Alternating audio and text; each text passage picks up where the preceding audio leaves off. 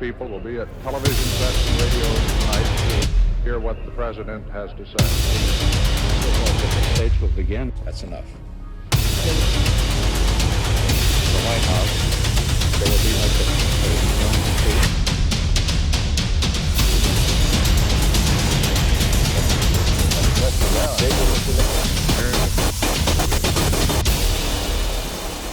I shall resign the presidency effective at noon tomorrow.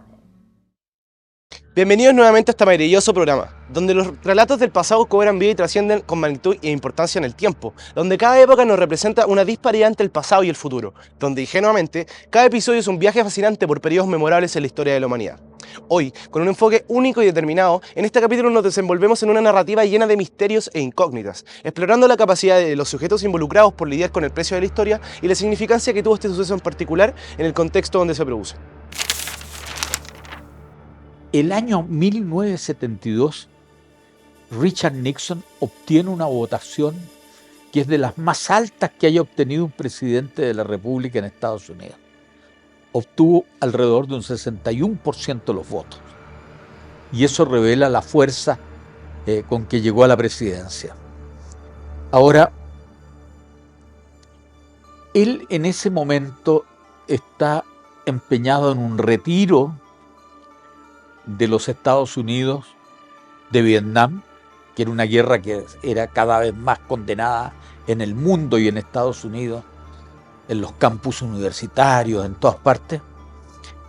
En segundo lugar, tenía un muy buen crecimiento económico y a continuación este señor representaba una contracultura conservadora frente a lo que en ese momento predominaba, que era la cultura de los hippies. Bueno, ustedes no lo vivieron, pero los que lo observamos de fuera era una cosa muy, muy notable. En este sentido, Nixon aparentemente fue una persona admirable en la historia de Estados Unidos. Sin embargo, un delictivo hecho marcaría su imagen para siempre, y es por lo mismo que hoy, en Memorias Perpetuas, nos encontramos con uno de los temas más controversiales en el siglo XX, el famoso escándalo de Watergate. Y es que en la madrugada del 17 de junio de 1972, 5 hombres fueron arrestados en las oficinas del Comité Nacional Demócrata en el edificio Watergate de Washington, D.C. Este suceso, aparentemente diminuto, desencadenaría uno de los mayores escándalos políticos en la historia de Estados Unidos, siendo que consta de 5 intrusos ingresando nada más ni nada menos a que el edificio donde se encontraban las oficinas DNC, con el propósito de instalar equipos de escucha y robar documentos que pudieran ser utilizados contra los demócratas en la campaña electoral de 1972. Y no es para menos el escándalo presenciado, ya que Richard Nixon, el 37º presidente de dicha potencia mundial, se encontraba en su camino hacia la reelección presidencial, cual fue motivo suficiente para proceder a iniciar una investigación que pronto culminaría con la notoria culpabilidad de Nixon en los hechos delictivos. Y entonces, en esas escuchas, estaba todo grabado, alguien llega y dice que están estas escuchas, el fiscal pide las cintas magnéticas, se le niegan por parte de la Casa Blanca, y finalmente la Corte Suprema determina que tienen que entregar las escuchas. Y cuando se entregan las escuchas, está la gran duda si se entregan editadas o no. Y al no entregarlas editadas, aparece un Nixon que es impropio de cualquier estadista y que probablemente hay muchos jefes de Estado que se expresan con sus íntimos de esa manera, pero queda expuesta toda la vulgaridad del lenguaje, el matonaje, la violencia de Nixon. Todo comienza en la madrugada del sábado 17 de junio, cuando el guardia de seguridad del edificio Watergate observó que los vestidos de las cerraduras de las puertas que daban a los documentos oficiales se encontraban tapados con cinta para que no se cerraran. En ese momento no le dio mucha importancia al asunto y simplemente la sacó. Sin embargo, un par de horas después, esto ocurre de nuevo repentinamente, y es ahí donde se activan sus alarmas y llama a la policía. El vigilante de turno jamás se imaginó que esto desataría una de las mayores problemáticas políticas en Estados Unidos.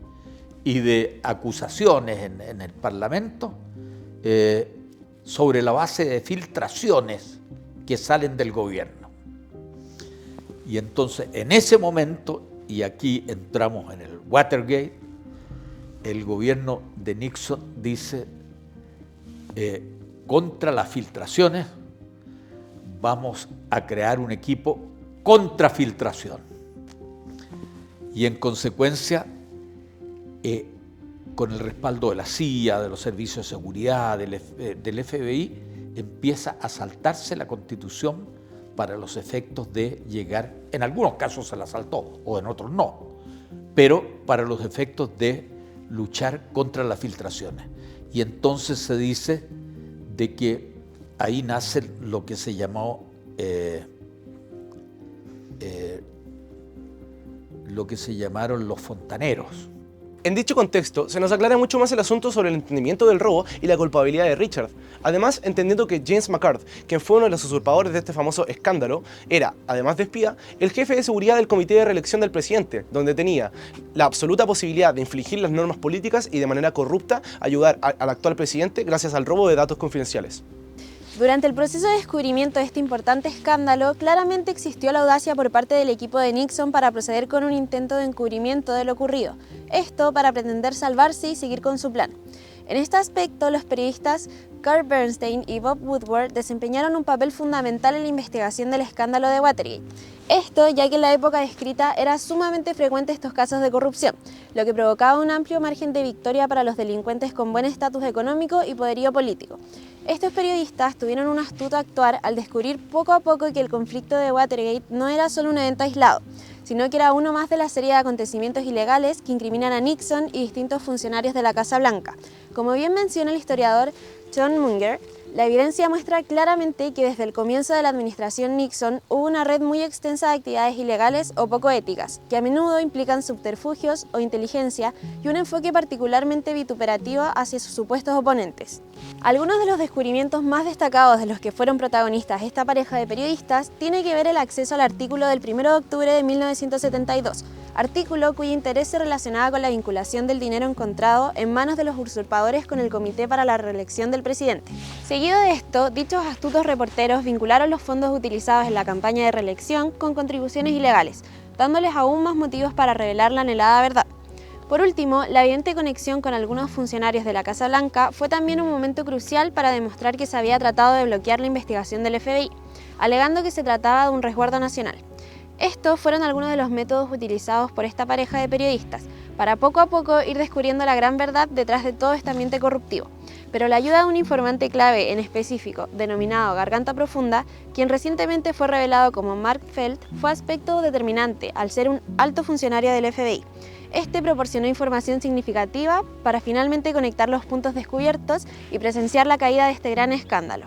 Woodward juntándose en Roslyn. A mí me llama mucho la atención porque como yo he vivido en distintas etapas en Washington, conozco los lugares. Y entonces en un estacionamiento en Roslyn, Garganta Profunda entrega una información que venía de adentro y creo que yo creo que Garganta Profunda se supo 10 años después quién era. No tengo ninguna duda que en eso hubo, no recuerdo los nombres, obviamente, de dos periodistas que fueron muy importantes porque perseveraron en la investigación, incluso tenían un informante que llamaban Garganta Profunda, si mal no recuerdo, que les permitía acceder a información y eso mantuvo el caso y llevó obviamente a ser... se llevó al Congreso, en el Congreso prácticamente estaba destituido, me acuerdo, el presidente Nixon, y previamente a eso renunció, pero creo que la prensa tuvo un rol fundamental. En cuanto al impacto mediático y la opinión popular, las revelaciones del Washington Post no permitieron que el escándalo escapara de la atención del público. Esto deterioró gradualmente la confianza de los ciudadanos en la administración de Richard Nixon. El pueblo, en este sentido, lentamente comenzó a sentirse identificado con este movimiento por la evidente presencia del abuso de poder y la corrupción que existía en el gobierno. Además, las investigaciones periodísticas centradas en el caso Watergate resultaron en la formación de comités de investigación en el Congreso, en particular el Comité del Senado para Watergate, con Sam Ervin como presidente. Este llevó a cabo audiencias televisadas que capturaron la atención prácticamente total de la nación. Efectivamente, creo que hay muchos factores que son muy comunes. Creo que hay un rol que corresponde a los los órganos fiscalizadores, en ese caso fue el Parlamento, que cumplió un rol muy importante, la prensa, el periodismo, y otras entidades que finalmente, bueno, ahí también hubo un problema muy complejo ahí porque está involucrada la CIA, el FBI, en fin, organismos que no cumplían su rol. De hecho, Garganta Profundo, si mal no recuerdo, era el subdirector del FBI. Después se reconoció y se pudo conocer quién era el informante. Entonces creo que hay en estos casos, los casos de corrupción, de escándalo, siempre hay muchas instituciones que cumplen un rol muy importante. Y creo que es fundamental siempre la prensa. Siguiendo con el mismo hilo, el papel crucial de los medios comunicacionales en la progresión de este asunto fue de suma importancia para mantener este escándalo en la visión pública. Los periódicos, las estaciones de televisión y cualquier otro medio informativo desempeñaron un papel vital en la difusión de descubrimientos realizados por Woodward y Bernstein, así también como el trabajo de distintos periodistas que continuaron investigando esta historia. Los periodistas reclaman haber sido los actores principales. Yo personalmente creo que no fueron, porque esta fue una concatenación de muchas cosas. Y entonces ahí los grandes héroes son